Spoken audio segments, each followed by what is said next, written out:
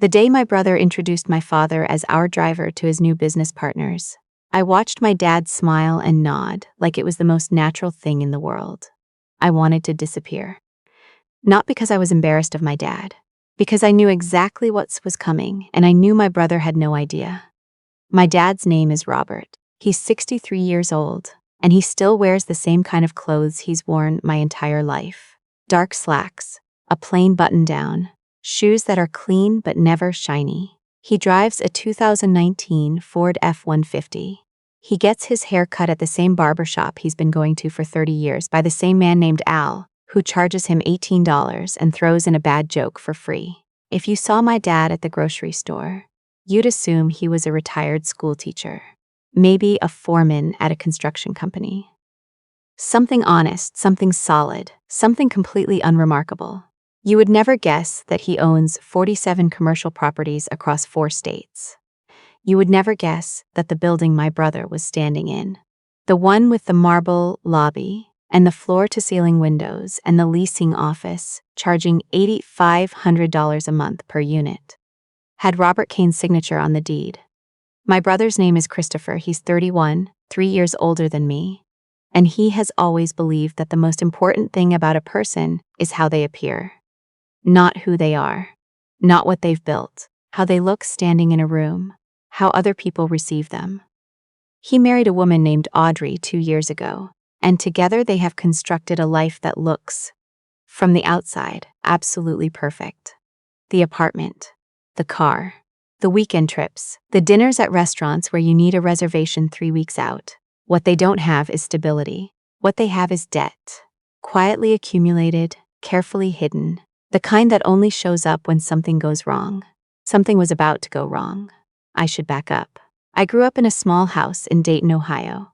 Not a bad house. A good house, actually. Always clean, always warm, always full of whatever we needed. But my dad lived like a man who had made peace with enough. We didn't take extravagant vacations. We didn't have new cars every 3 years. My mom packed lunches until we were in high school, and she still saves plastic bags and washes them out and uses them again, because that's just what she does. Christopher hated it. Even as a kid, he had this restlessness about him.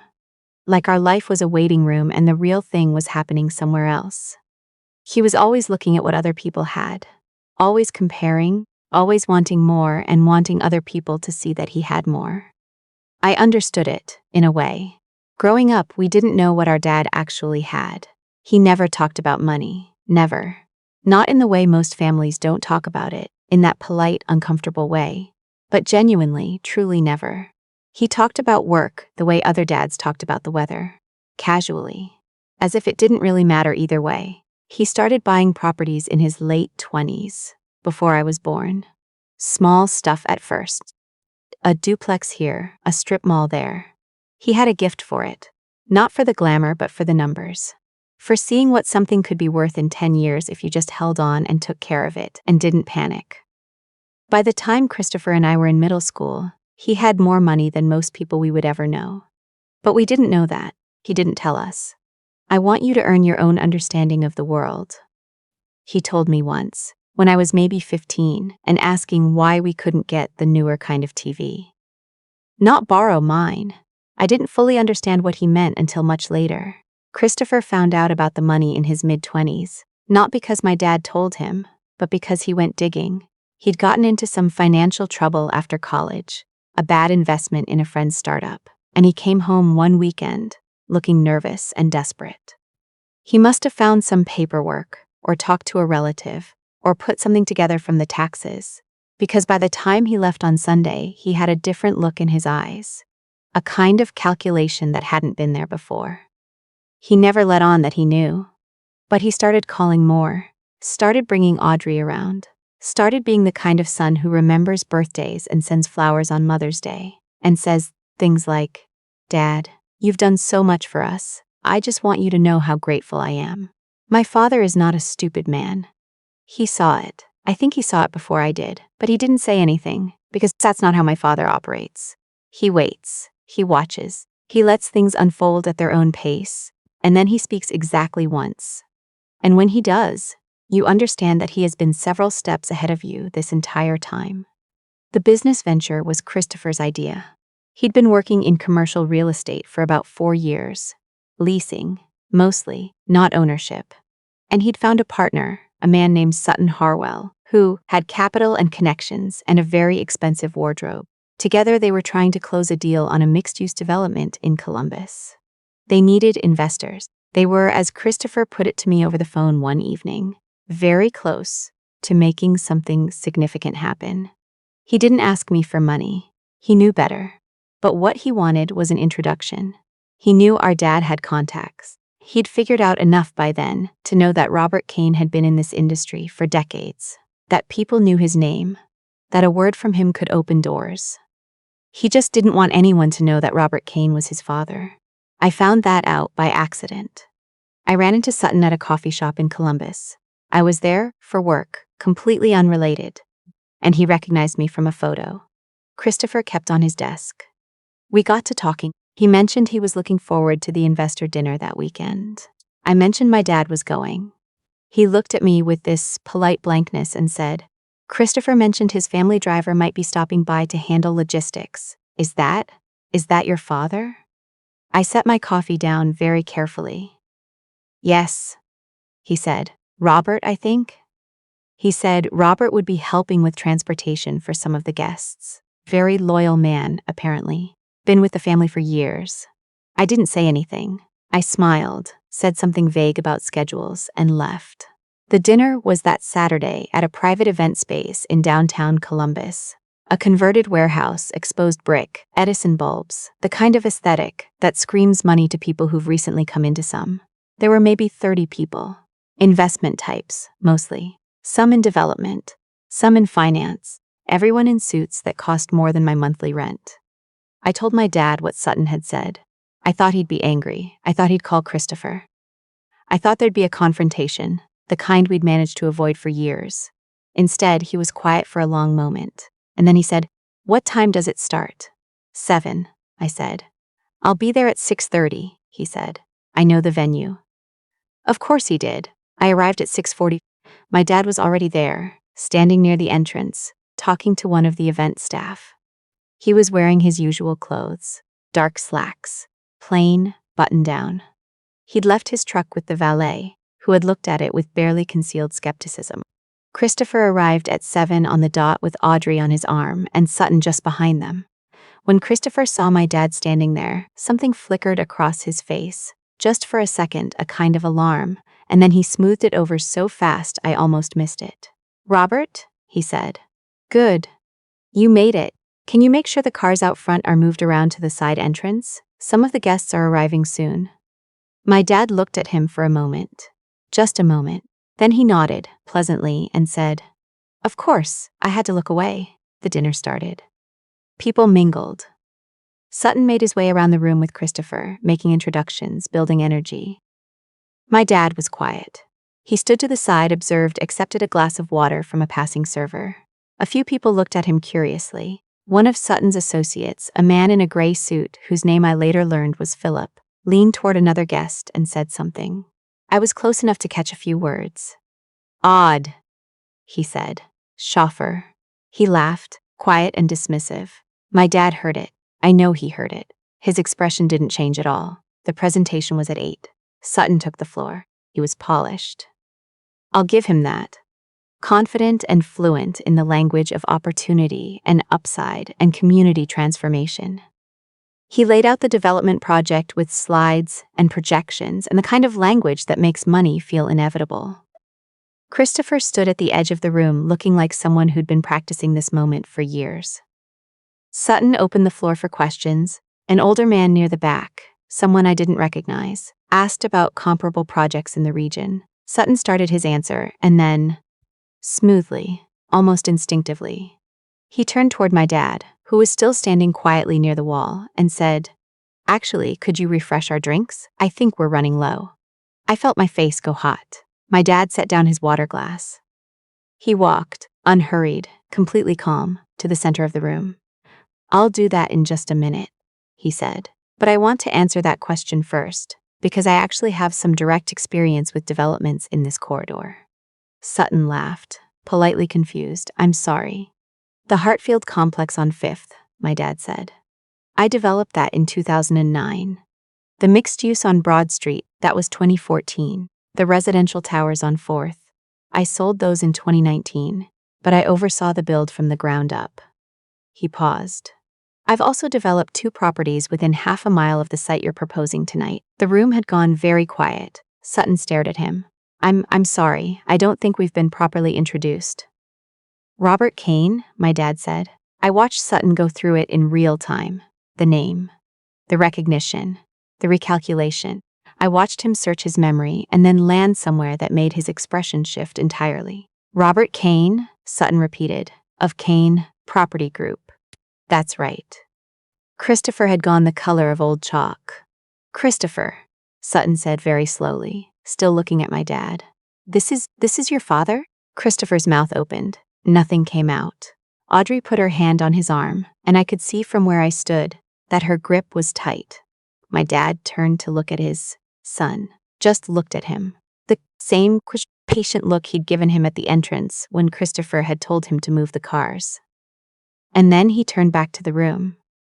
I'd be happy to answer questions about the market if that's useful, he said. I've been working in Columbus real estate for a long time. I know this area. What followed was 20 minutes that I think about often.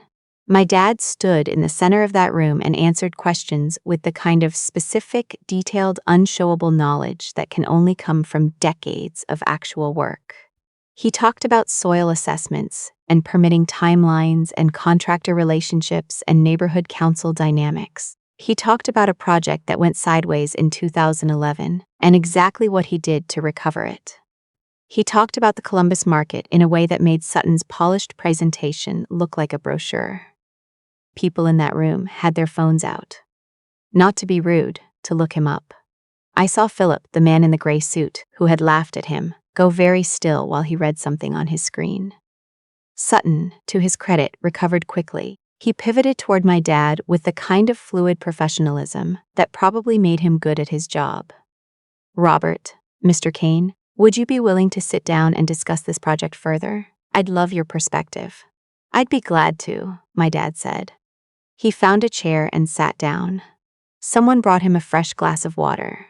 A real one this time with ice, set down by someone who was now paying attention to where it went. Christopher stood at the edge of the room for the rest of the evening.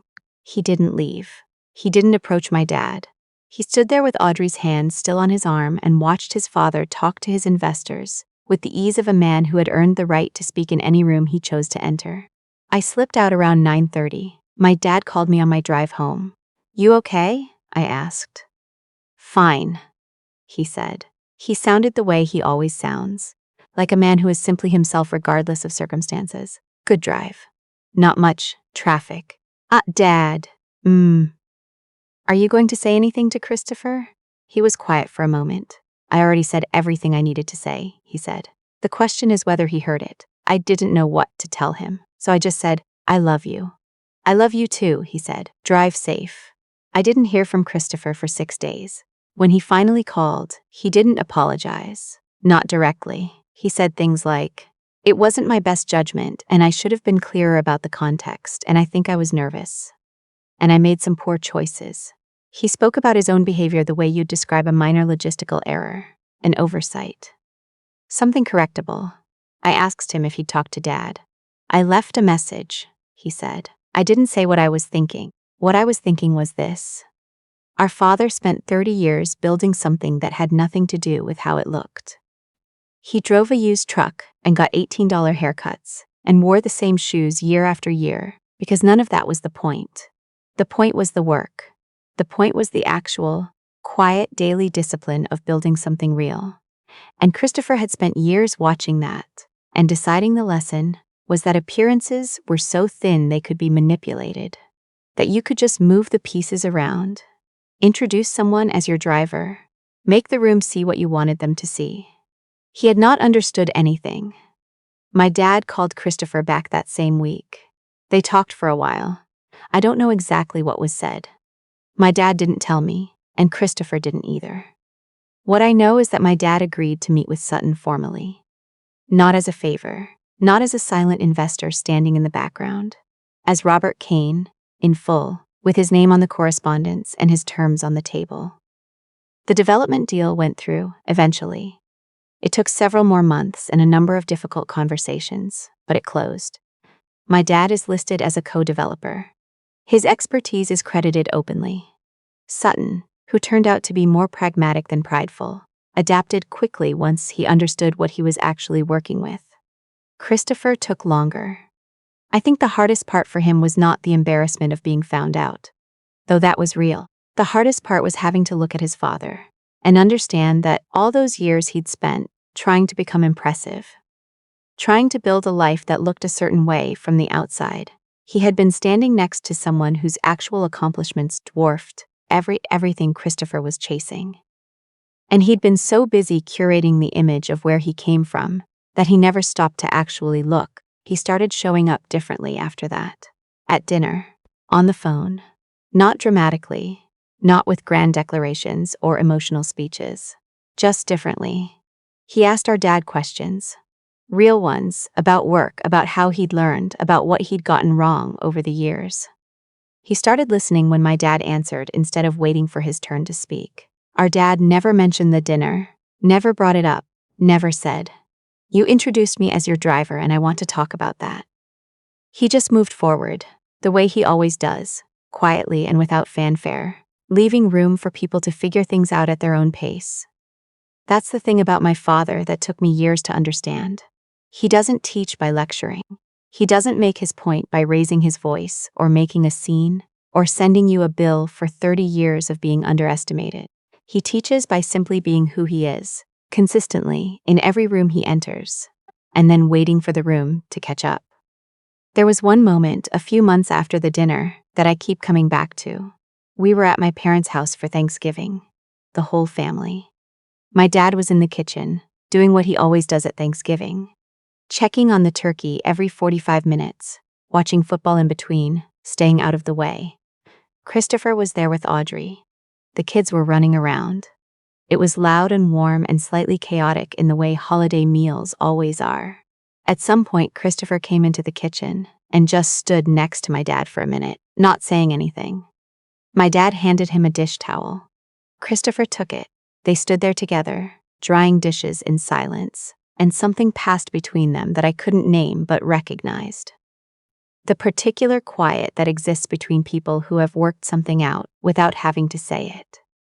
I watched from the doorway. I thought about the dinner, about the marble lobby and the expensive suits and the man in gray who laughed, about Sutton introducing my father to a room full of people my father had outlasted 3 times over, about Christopher's face when he heard the name, about my dad setting down his glass and walking to the center of the room, unhurried, completely himself, not the kind of power that needs to fill a room, the kind that's already there when you walk in.